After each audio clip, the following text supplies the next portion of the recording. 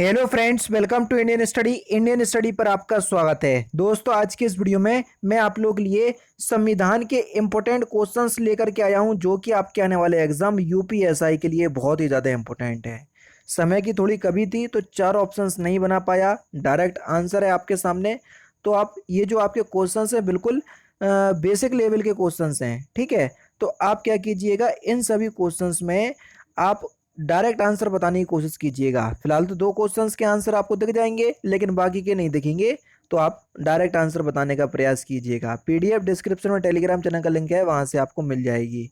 पहला क्वेश्चन, भारतीय मूल अधिकारों का वर्णन किन अनुच्छेदों में है, इन्हें क्या संज्ञा दी जाती है। तो देखो, भारत के जो या भारतीय जो मूल अधिकार है, इनको भारत का मैग्ना कार्टा कहा जाता है।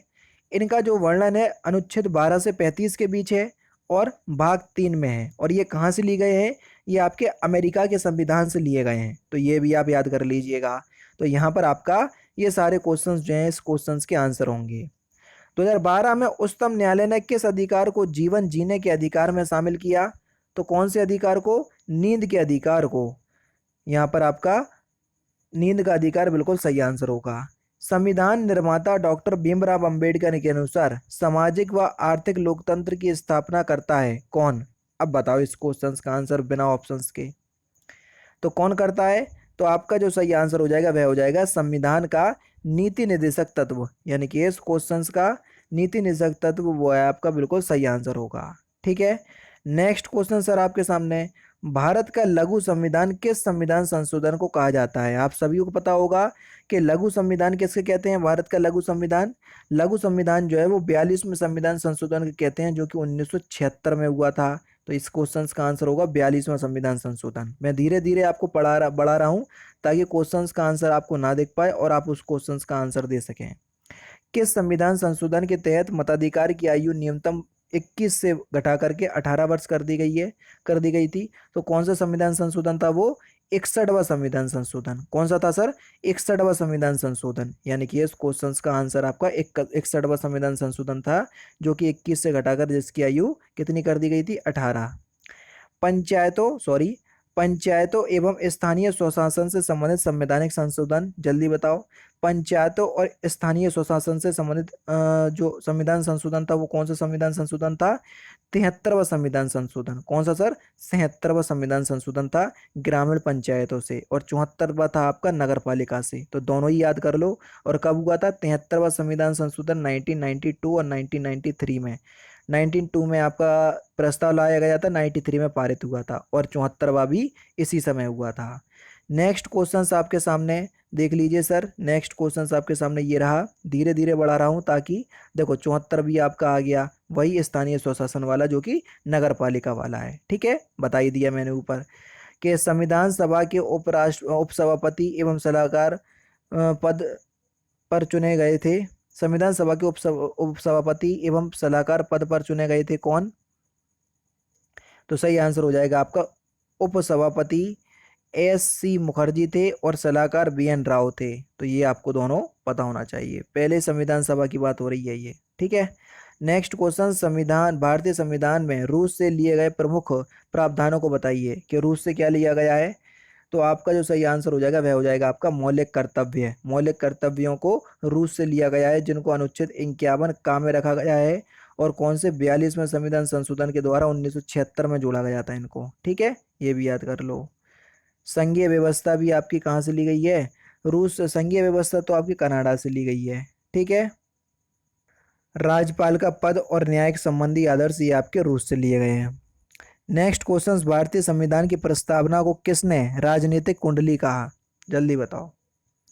तो किसने कहा, तो आपका सही आंसर क्या हो जाएगा, के.एम.सी. ने, यानी कि के.एम.सी. इस क्वेश्चन का सही आंसर होगा। संविधान की 8वीं अनुसूची में मैथिली, डोगरी, बोडो, संथाली भाषाओं को किस संशोधन के तहत जोड़ा गया। ये आपसे पूछ लिया जाती है कौन सी भाषा जो है वो संविधान में 8वीं अनुसूची के अनुरूप नहीं है। तो ये आपसे पूछ लिया जाता है, कोई भी एक ऐसी भाषा रख देता है जो नहीं होती है। तो याद कर लो, मैथिली, डोंगरी, बोडो और संथाली। तो सही आंसर हो जाएगा आपका 92वां संविधान संशोधन। नेक्स्ट क्वेश्चन आपके सामने, किस संविधान संशोधन के तहत जीएसटी को पूरे वर्ष में लागू किया गया था। इंपॉर्टेंट क्वेश्चंस, जल्दी बताओ। तो कौन सा संविधान संशोधन था? सही आंसर हो जाएगा आपका 101वां संविधान संशोधन। ठीक है, नेक्स्ट क्वेश्चन स्टार्ट करने से पहले मैं आपको बता दूं दोस्तों, मैं डेली बेसिस पे सुबह 10 बजे अनअकैडमी पर फ्री स्पेशल क्लास लेता हूँ। एक सुबह 10 बजे और एक होती है सुबह 11 बजे। दोनों ही स्पेशल क्लास बिल्कुल फ्री ऑफ कॉस्ट हैं। ये मत सोचना कि फ्री की स्पेशल क्लास है तो ऐसा ही पढ़ा रहा हूँगा। एक बार आप क्लास में आकर के देखो, आपको खुद क्वालिटी कंटेंट का पता चल जाएगा कि किस क्वालिटी का कंटेंट मैं आपको प्रोवाइड करवा रहा हूँ। सबसे अच्छा तरीका क्या है? डिस्क्रिप्शन में लिंक दिया हुआ है। अगर आप डिस्क्रिप्शन में दिए गए लिंक से हमारी क्लास तक नहीं पहुँच पा रहे हो तो मैं आप लोगों को पूरा ट्यूटोरियल बता दे रहा हूँ कि किस तरीके से आपको मेरी क्लास तक पहुँचना है। ठीक है, आप लोगों को सबसे ज़्यादा दिक्कत हो रही है मेरी स्पेशल क्लास लेने पे, जो रोज़ सुबह 11 बजे चलती है। आप जैसे ही अनअकैडमी पर अपना अकाउंट बनाएंगे तो आपके सामने ये विंडो खुल करके आएगी। तो आपको UP triple S C search करना है, यूपी ट्रिपल एस सी, या स्टेट पीसीएस में आपको ये यूपी ट्रिपल एस सी देखने को मिल जाएगा।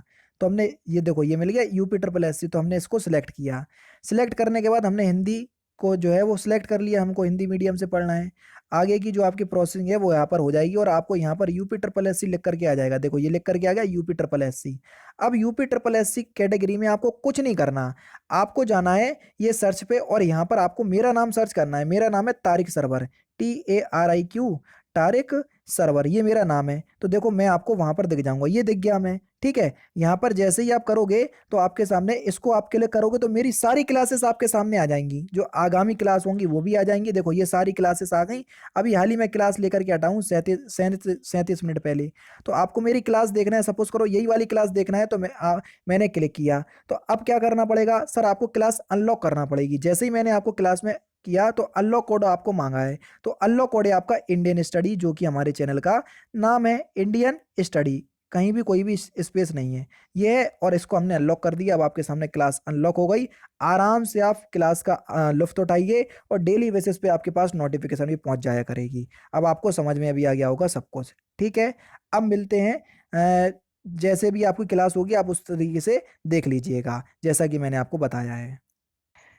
नेक्स्ट क्वेश्चन सर आपके सामने, किस समिति की सिफारिश पर संविधान में मूल कर्तव्यों को जोड़ा गया था? तो कौन सी समिति? वो सरदार स्वर्ण सिंह समिति की सिफारिश पर। तो स्वर्ण सिंह समिति की सिफारिश पर। ठीक है, नेक्स्ट क्वेश्चन, किस भारतीय राज्य में दोहरी नागरिकता का प्रावधान है? बेसिकली देखा जाए तो भारत में एकल नागरिकता का प्रावधान है, क्योंकि दोहरी नागरिकता का प्रावधान आपका अमेरिका में देखने को मिल जाएगा। राज्य स्तर पर अलग है और कौन से स्तर पर?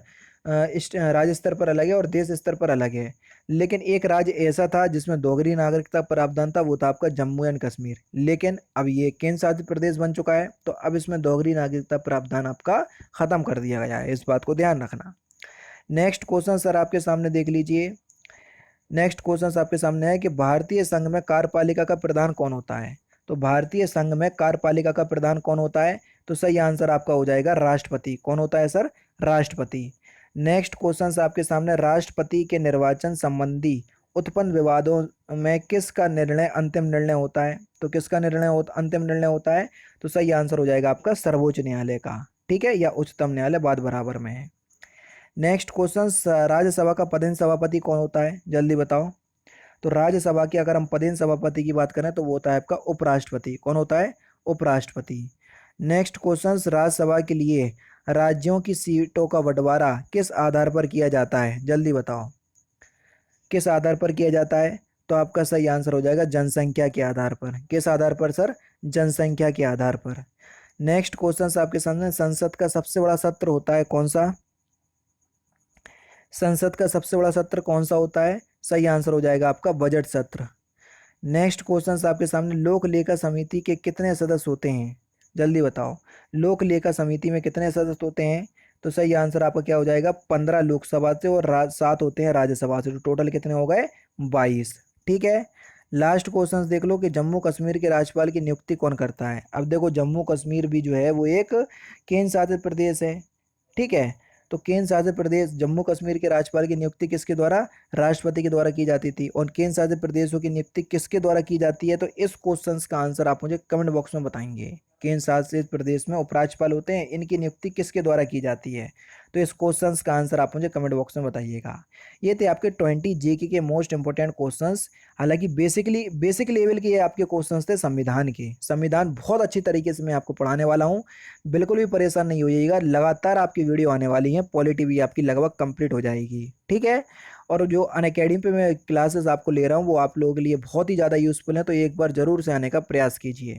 तो दोस्तों फिलहाल की वीडियो में सिर्फ इतना ही। अगर आपको वीडियो पसंद आए तो प्लीज़ दोस्तों वीडियो को लाइक कीजिए, शेयर कीजिए और साथ ही साथ हमारे चैनल को सब्सक्राइब करना ना भूलें, क्योंकि मैं रोजाना इसी तरह के वीडियोज़ आप लोगों के लिए लाता रहता हूँ। नमस्कार दोस्तों, जय हिंद, जय भारत।